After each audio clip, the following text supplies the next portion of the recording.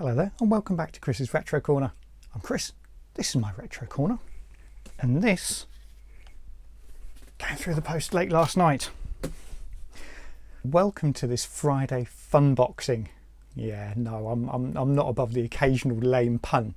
So, if you were following my channel last Easter weekend, you'll know that You Make Robots and Chris's Retro Corner teamed up together to offer you guys a 20% discount just for that weekend, and also the possibility of You Make Robots very kindly donating an Auric Atmos to the Retro Corner.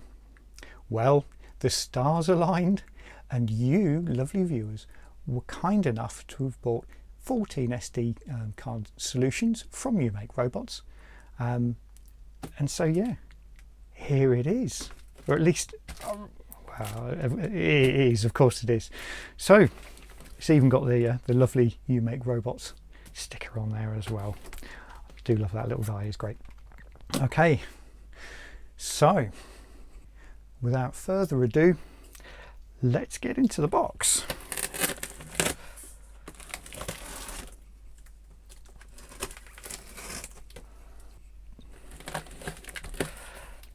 Oh, I saw a key. Did you see a key? Can you see a key? It's really exciting actually, isn't it? Let's go the other way up. Let's go the other way up. Seriously, like a kid at Christmas. Thank you guys. Thank you, Ricky, for offering this machine up. Yeah, the grin on my face is absolutely huge at the moment. So let's get in. Let's get in. Fantastic. Look at this. Beautifully packaged. Look at that. Lovely. Absolutely ideal way. Oh, Ricky was kind enough to send along one of his Auric One and Auric Atmos power supplies, because he sells these in his shop as well, and we are going to need that really soon. So let's get in here. Let's get the packaging out of the way and look at it. There it is. There it is. There's the Atmos. Lovely, lovely. Now Ricky did say, oh, so excuse me, I can't, I need to stop smiling just for a second so I can speak. Now Ricky did say it does require a little bit of TLC. Don't know. Looks, oh, there we go. There's the first thing, spacebar. I shall have to sort the spacebar out. He did say that it needed a little bit of TLC. And so I'm not expecting it to be perfect by any means whatsoever, but yeah, there we go. Auric Atmos, and look at the design as well. Look at that. It's absolutely awesome. So cool, so cool. Right, where do I start? So back in the day, I was aware of the Auric One. I saw it referenced on the front of books, in the occasional magazine. There were listings for the Auric machines knocking about, but I never saw one out in the wild. When somebody says Auric, you usually think of the sort of the white box with the tic-tac style keys, and whereas it's a design icon, it really does look. It's kind of almost timeless, that one. I just love the look of this one, you know, with the red keys down the side. It's all keyed together. You know, it just looks proper business-like, doesn't it? Lovely. So like I say, there weren't many of these out in the wild, certainly not in the UK. I understand it fared better in France. So I never got to see one of these, not even in the shops or anything like that. So I've already signed up to the Defence Force forum on the web, and received a very warm welcome from Mikhail there, who has kind of set the scene for owning an Auric. There are a few things you need to look out for these machines. I'm aware that the keyboard isn't exactly amazing all the time. I understand that Ricky has already had a couple of issues with the 2 key on this. So, like I say, I'm not expecting it to be perfect whatsoever. I'm just exceedingly happy to actually have one here in the corner and be showing you guys. I've just realised it's actually got the port names across the top, so you don't have to necessarily go looking and fumbling for the ports. It's on the top. How handy is that? So like I say, Mikhail has already set the scene somewhat, He's given me some great advice already, which is really helpful.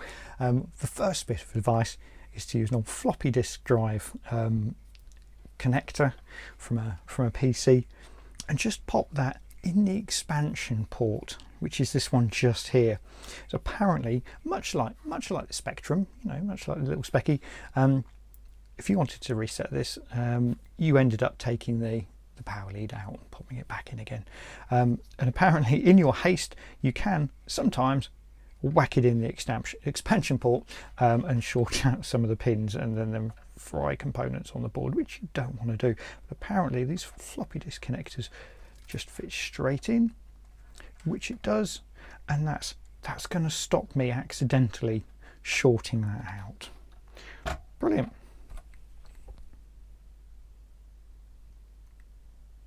Okay then, so let's have a little look around the Auric Atmos. So you've already seen the keyboard. Love those red keys, they look pretty awesome. It's just wonderfully designed. Keyboard's looking pretty good. Okay, that spacebar, I think that's literally just popped off. Yeah, there you go. You see, this is half the fun of owning a retro machine, just learning how to fix these things. Okay, so that fits on there. Give me 2 seconds, I will pop that back on.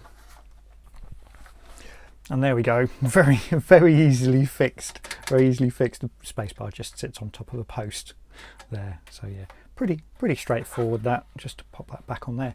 So let's have a look around. So you've seen the top.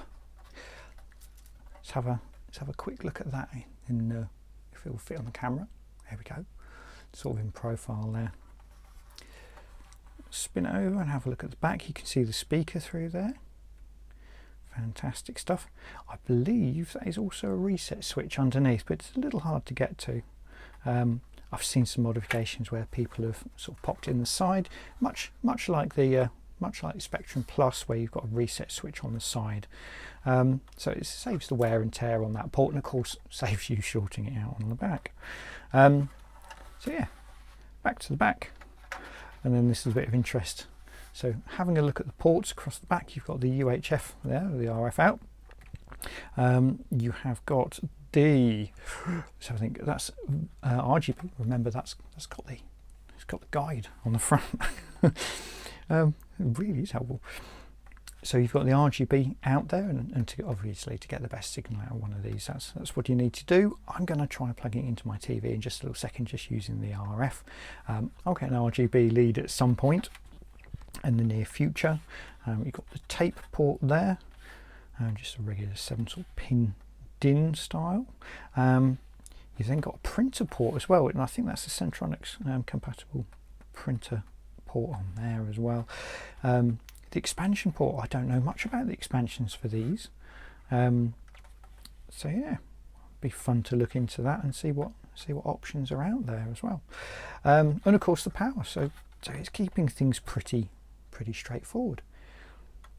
But yeah, I don't know about you guys, but that's a very pretty looking microcomputer. Okay, so let's chat. How about we power this on and attempt to load? And I do say attempt because the Auric machines are kind of known for being a little bit, well, let's just say picky about loading from tape. So some machines back in the day required an awful lot of volume to be sort of heard, as it were. These not quite so much. So I have got my trusty umakerobots.com Maxduino Ultimate that I'm going to be using with this. You may have seen me test this out on several of my 8-bit micros in a previous video, and I'll link up to that about here somewhere for you if you're interested in having a look. So hopefully the Auric Atmos will be another one I've tested this on the channel with, which would be great. So let's plug this in.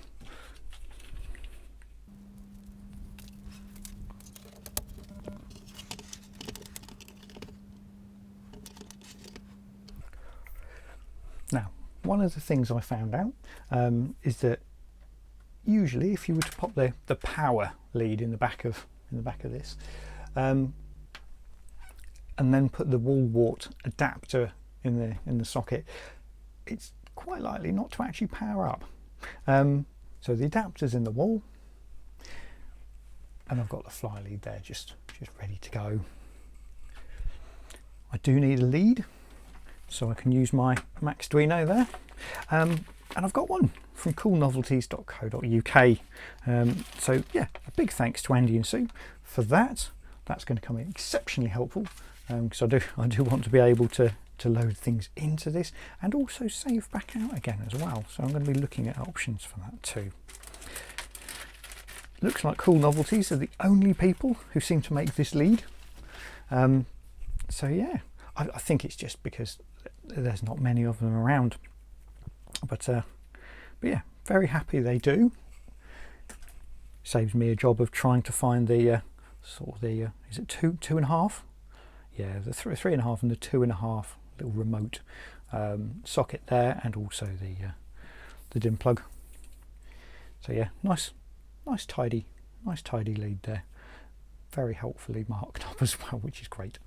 So we shall put these in the back here. Let's go for ear and remote.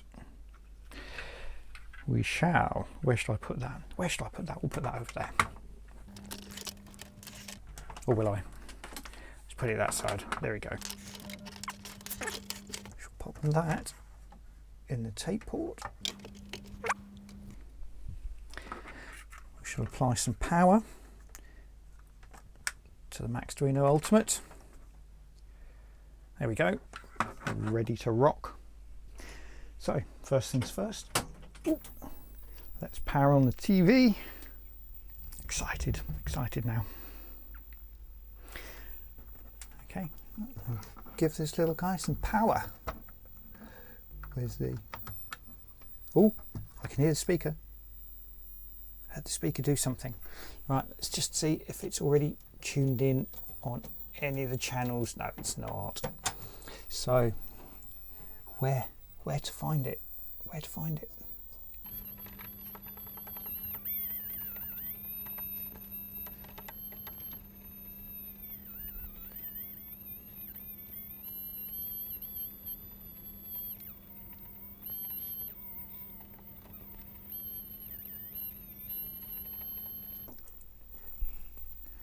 Do you ever get that? You ever get that when tuning in your TV? A dent in your thumb? Cool.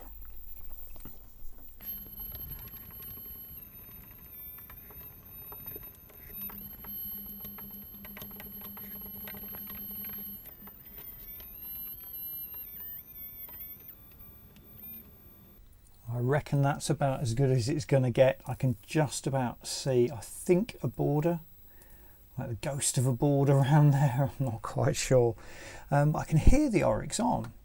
I know these sometimes put out quite a weak UHF signal, so there's a chance I'm not going to be able to tune it in. I could probably try on one of my LCDs, but especially with 8-bit micros, then they are known not to tune in 8-bit micros very well at all nowadays. So I think what I'm going to have to do is probably lump it and just go for an RGB cable. So looks like my Fun Friday unboxing has been put on hold just a little while, but I can hear that this is on, and when you press the keys you can hear that it's doing something. So here we go. The only bit of fun we're going to have right now until I get an RGB cable is going to be some sound effects. The Auric will let you do four sound effects straight from the basic command line. So let's give them a go. So zap is the first one. There we go. Ping, I think, is the next. Very nice. Shoot and then explode. So there we go. I can have some fun just typing in those commands just for now. But as far as actually sort of having a bit of a go and gaming on this, it's going to have to wait just a little while. But that's okay. That's okay. I don't mind. I'm happy to have this in the retro corner anyway. So yeah, do join me again when hopefully I've got an RGB cable, and I'll be able to have a little bit more of a better look at this and start really experiencing the Auric Atmos. Many thanks again go to you for supporting the channel, supporting You Make Robots. Many thanks again to Ricky at You Make Robots for sending this to me. I'm really looking forward to using this super soon. Oh, I want to load games. But yeah, for now, thank you very much for watching. If you like what you see, give us a thumbs up. If you don't, give us a thumbs down. Have a chat with me in the comments, and I look forward to seeing you again in another video soon. Take care now. Bye bye.